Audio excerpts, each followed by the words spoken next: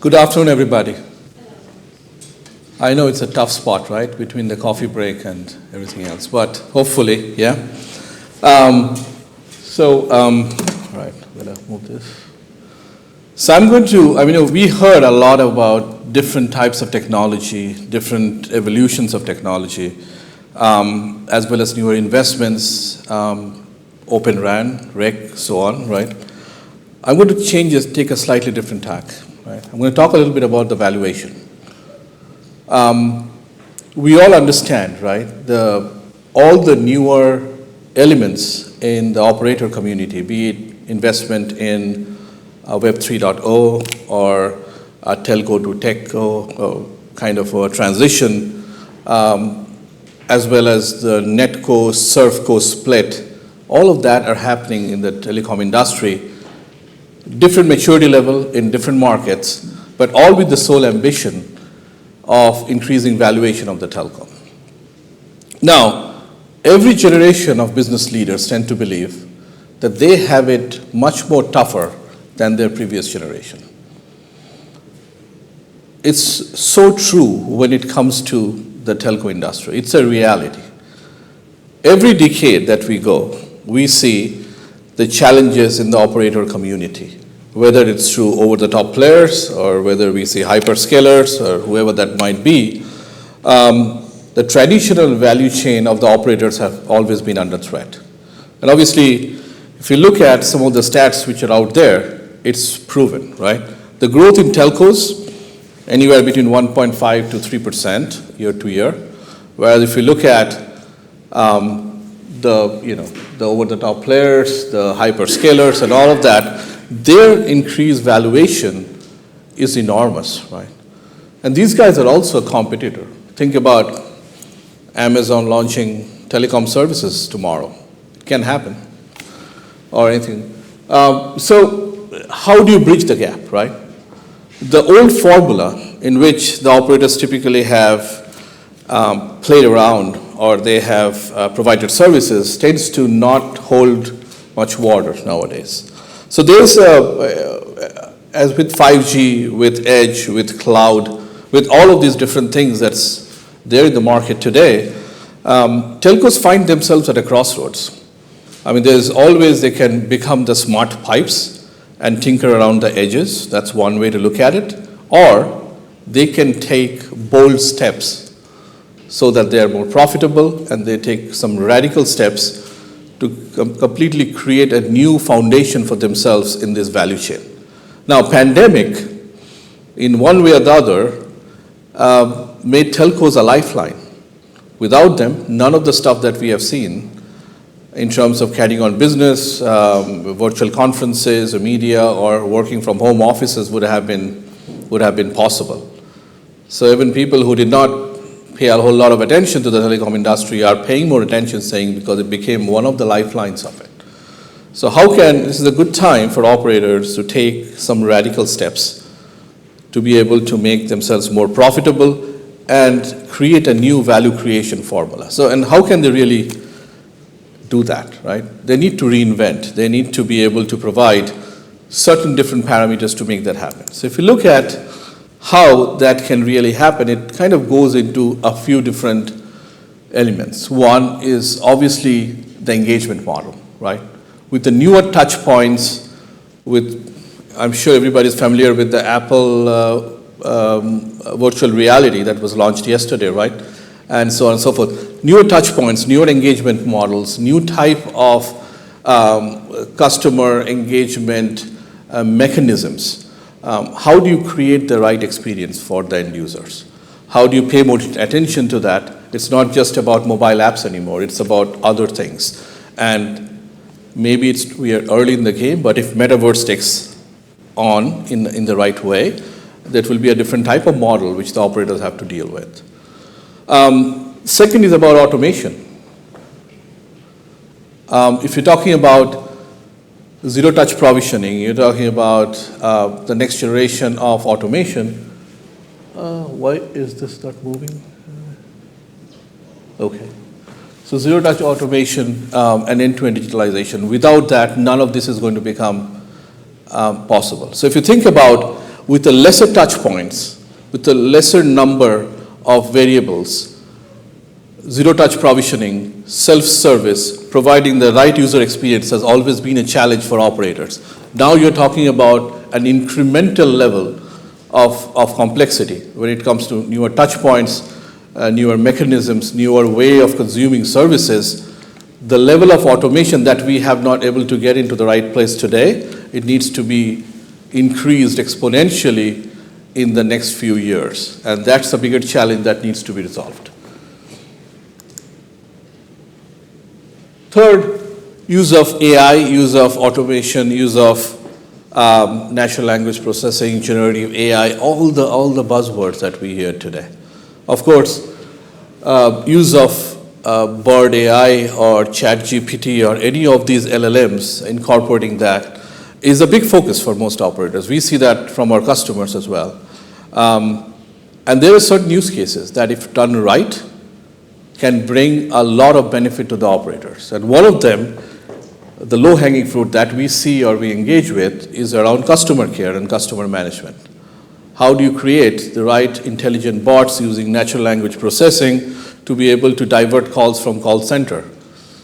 Use it the right way to create a better customer experience. It's something that we see happening pretty much across a lot of POCs, a lot of test cases, a lot of shorter runway, incubation projects that's happening with some of the customers. That's something that's going to take off. Of course, you need the right regulations, you need the right policies, you need a lot of the right things in place to make it much more effective and widespread. But we'll see that in the next few years or so. And the last but not the least, really around adjacent business models, right? How do you create the right business model? Whether it's partner-driven, whether it's structural separation, whether it's creating a new entity, all of these combinations are coming into play. And I'll talk about certain examples of our customers where we see them taking different steps in which they're trying to create the new type of value creation for themselves, for their shareholders, and ultimately create the right experience for their end customers. So we do hear a lot about the telco to Techco transformation. And one of the most important things that comes up is really around how do you make that happen across the board, and what are the different things that you need to do to make that transition happen. And one of the reasons where we see this Techco transformation starting to happen is because of increasing valuation, etc., that's been mandated and told by the private equity, the shareholders, but also it's coming from the board as well, right? So access to capital for 5G and fiber builds. A lot of that we see in different parts of the market, be it Europe, be it North America, be it globally. Making network as a platform, right? We talked about network as a service, we talk about network as innovation. Now it's really about network as a platform. How do you create and open up your network and decentralize it to some extent where you can attract developers, you can attract other industries and work with them in a different model, which is revenue-based, revenue share-based, and so on and so forth. Something that is becoming much more common, and there are industry initiatives that's happening, whether it's the Camara Alliance, whether it's TM Forum, stuff that's going on, and so on, is how can you open up the network, create the right services, and open up the API so that maybe you can work with an automotive manufacturer, you can work in a factory kind of environment to provide them the right services. You can provide location-centric services and others as an open APIs. And it's also a revenue share model. We heard from different operators in the morning as well, where they talked about this model. This is something which is becoming more and more widespread, and we will see more of that. Third is creating the right type of innovation and sticky services, more so in the enterprise segment, so that the operators can go deep. And it's not just about connectivity services. We are all used to operators providing connectivity services, be it for enterprise, SMB, and so on. But this is more about creating right value-added services, applications, etc., so that the relationship goes much more deep with with the enterprise customers. And last but not the least, if you want to become a Techco, it's about attracting the right talent. It's about upskilling. It's about training. It's about the right incentive, right? Operators are in a position which is much more complicated than the over-the-top players. They don't have any legacy. So when you have somebody working for an operator, the skill sets are very different because they own the network, they understand the network, and that's a skill set that they already have. Now, when we talk about agile co-development, DevOps, AIOps, Web 3.0, all these new things that are coming into play, even incorporating things such as generative AI in their business model, it's about new skill sets on top of already what they have. Of course, it's attracting new talent. It's always been a challenge for the operators when it comes to competition from a Facebook, Amazon, etc. Though in the last few, I would say in the last few months or so, all the layoffs that happened in those industries might have helped the telcos to some extent. But again, attracting them, retaining the right talent, and upskilling and training, right, to make that all happen. And the successful telcos that we have seen globally, who are taking the right steps in this Techco kind of evolution, they are doing more or less multiple of those steps. This is the common. Everybody's doing the training, the upskilling. And then comes how they open up the network, how they incorporate their business model, and the bigger thing that we are seeing is how they're restructuring their overall organizational business. I'll give an example. Etisalat by E&, right? A big brand in Middle East, for example. They restructured. They had the traditional business model. It was consumer, it was government, it was enterprise. They broke it down into different business model, different vertical entities, different operating companies. And that's why they changed the rebranding, because it's not just Etisalat brand anymore, it's Etisalat by E&, because it's powered by E&. And there is fintech in that. There are other enterprise companies where they're funding, which is part of the ecosystem, where they're trying to create a bigger value for their shareholders and also for their end customers. It's a very interesting way of looking at it. There are other operators who are taking slightly different stances to it, but everybody's trying to figure out how they can create a bigger valuation, a bigger strategy in order to fulfill the end users. Let's look at where we stand today, for example. I mean, we are talking about telco to techco, we're talking about all these newer things, but the DNA of operators today needs a radical transformation. If you look at, and this comes from, just to provide a context, the stats I'm going to present comes from a study that we undertook with about 175 global operators, and we asked about a few things, right? Low-touch self-service experience, for example, right? Where are they today? It's an average number. So if you think about it, still, online channel less than 20% globally. Yeah, of course, it's an average number, but it's pretty low.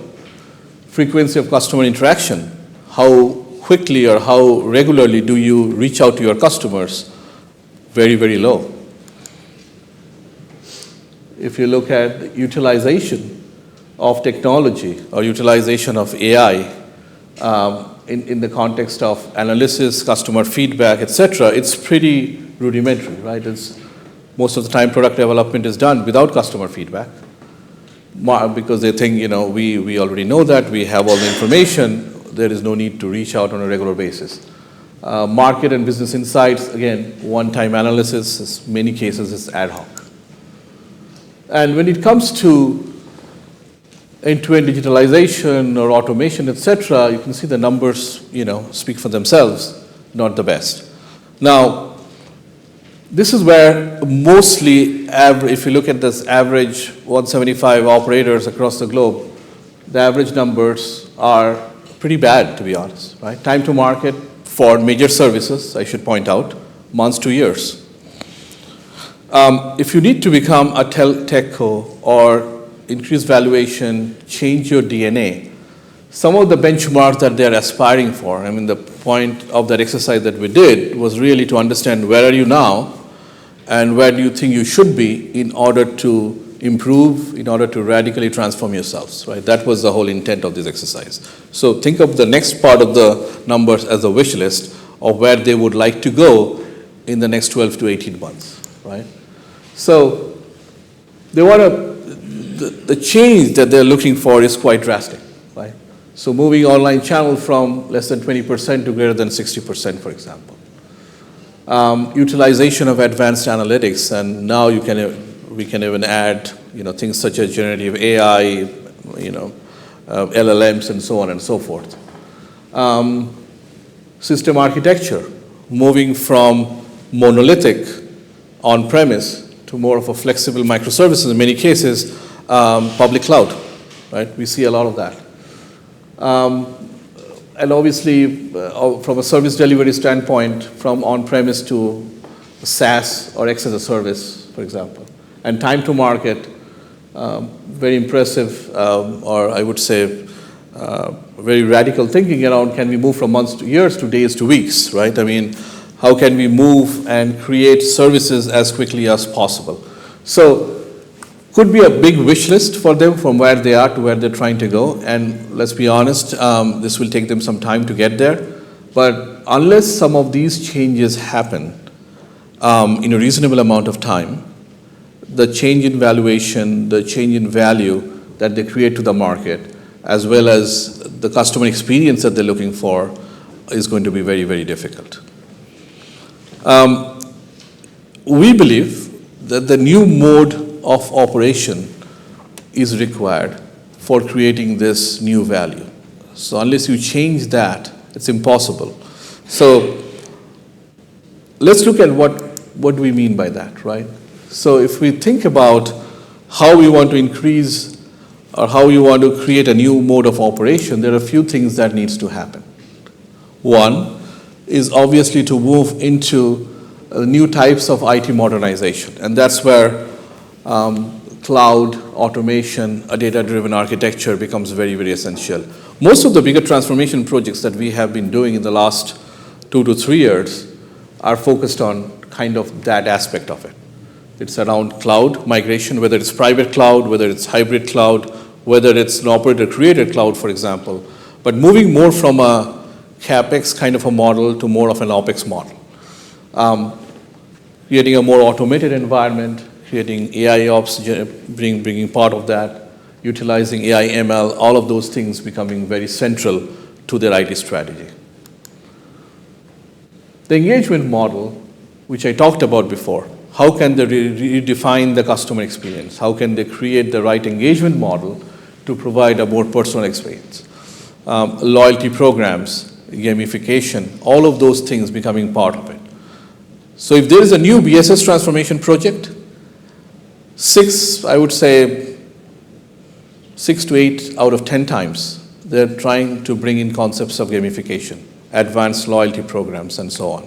It's not just about charging, rating, financial journaling that we have to do anyway, but there are additional mechanisms, additional requirements that are defining those BSS transformation programs. And gamification, et cetera, is becoming part of it. I'll give some examples later on, specific examples of specific customers where they're doing it. Sometimes this doesn't work, okay? All right. Upskilling for innovation, I talked about that. Co-development, joint development with their partners, with external third parties, bringing together partners and incubating new type of services and figuring out, that's becoming very much part of the DNA. So this partner ecosystem and engaging with a broader ecosystem of partners across different verticals, that's a strategy that operators have not indulged very well in the past.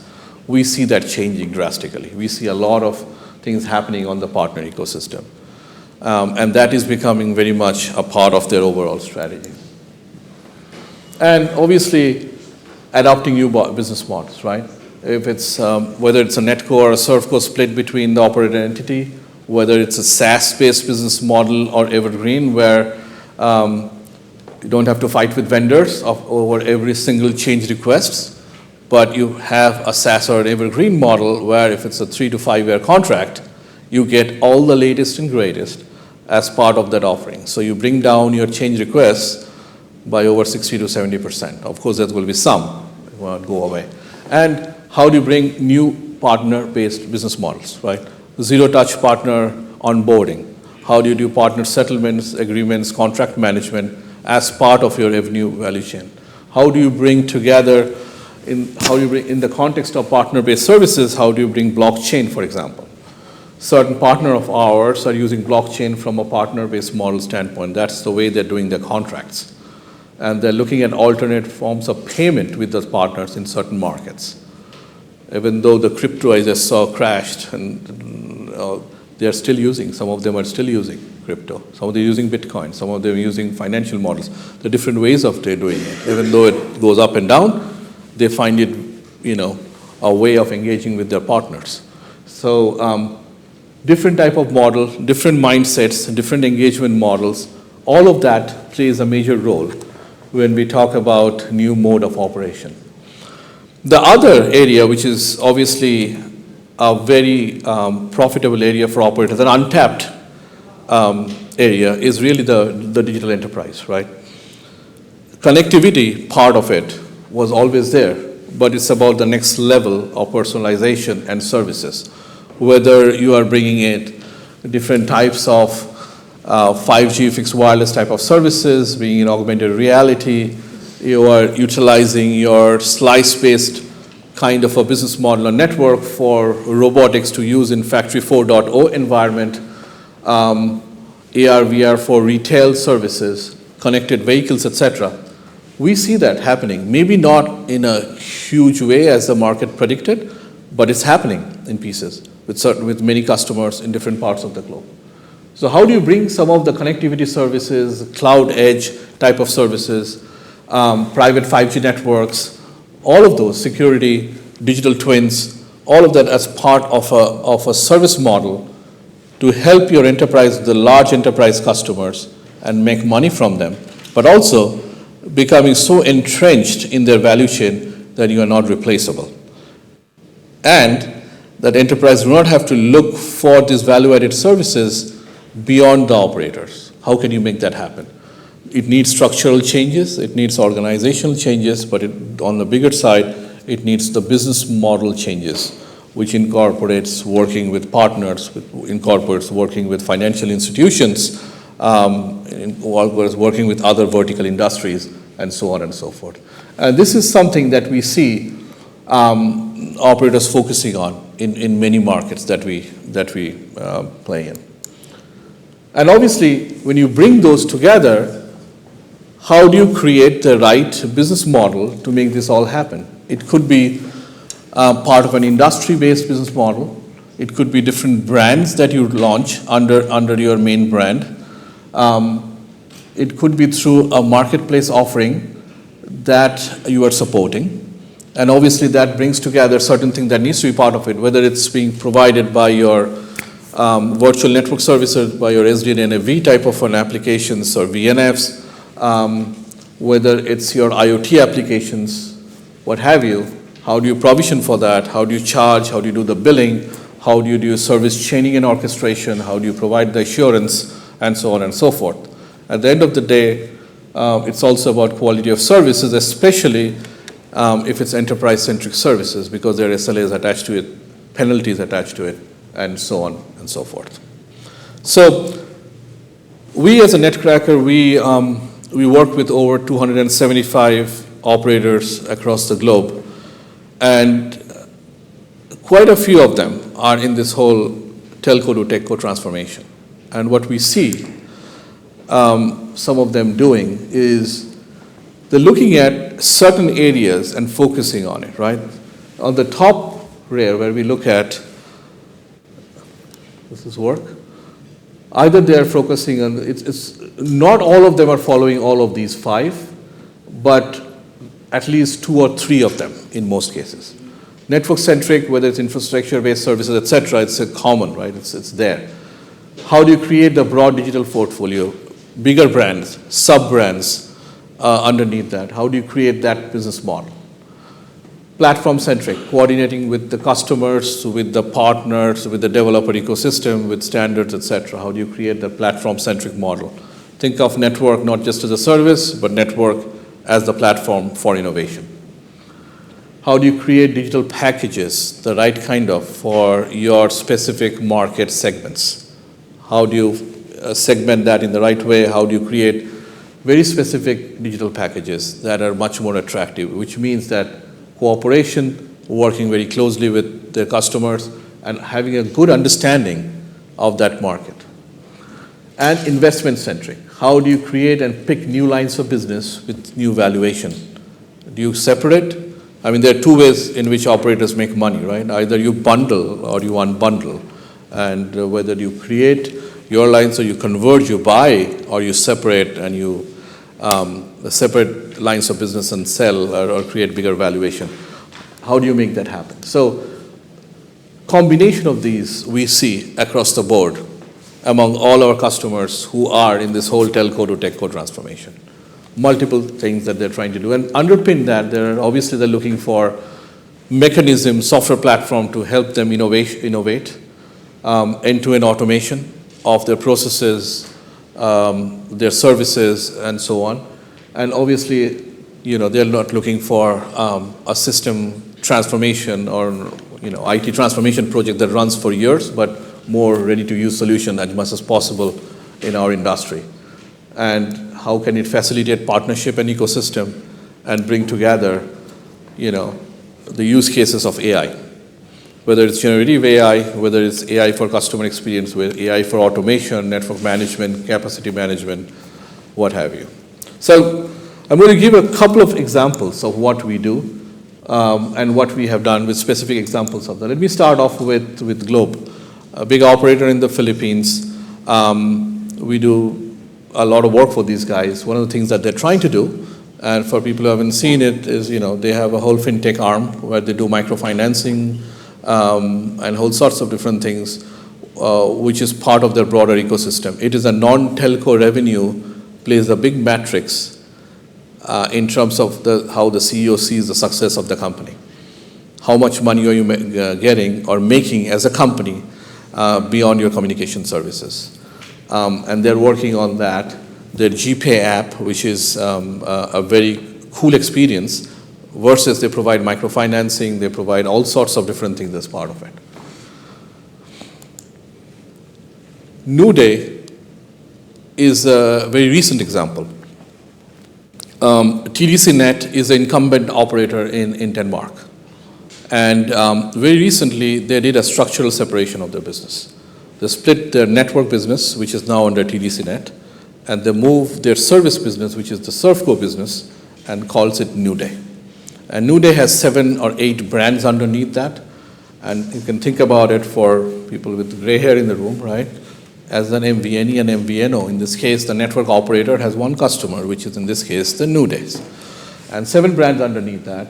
And they're providing all sorts of exciting services to the consumer segment. They have a B2B2X kind of a thing as well, where they sell to landlords and building owners, etc., where they can bill for the services, and Netcracker provides microservices-based application for them to invoice their end customers and so on and so forth.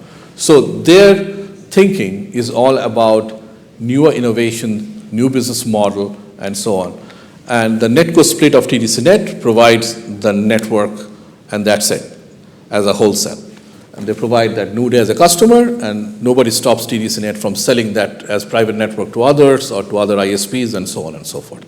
Now, this whole NetCo to SurfCo segregation this is not the only example. There are many of them in Europe specifically.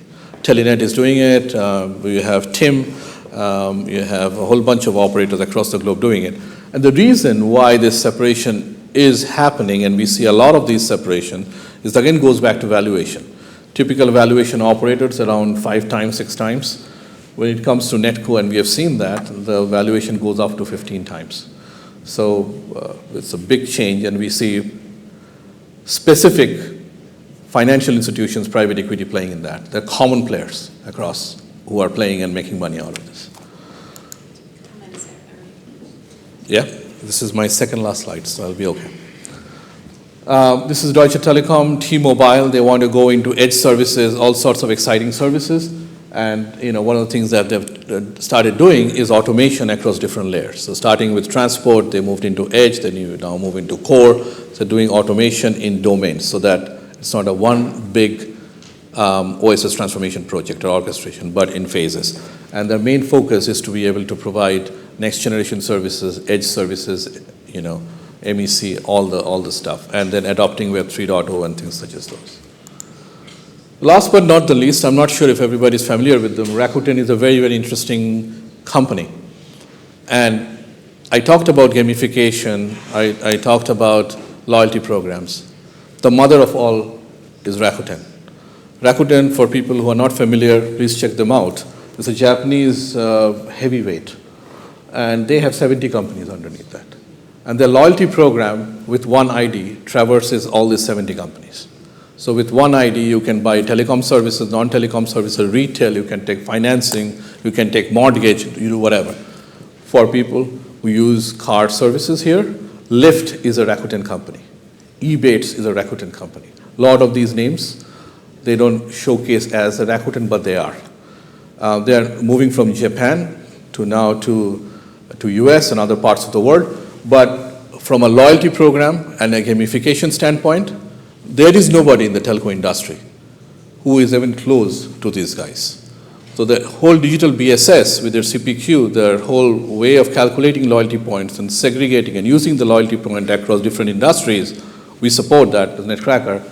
And this is the complex cross-industry reward program that there is in the market. It's like it's tomorrow, Amazon goes into and starts telecom services with their wholesale food and their retail and everything else that they have will be close to this. So anyway, to wrap it up, few things, right?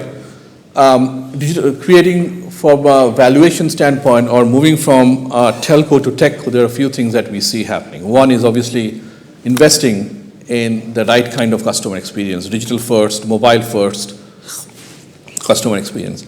AI, utilizing AI in the right way, whether it's for operations, whether it's for experience, whether utilizing AI for reducing the cost structure, all of that becomes a very important part of it.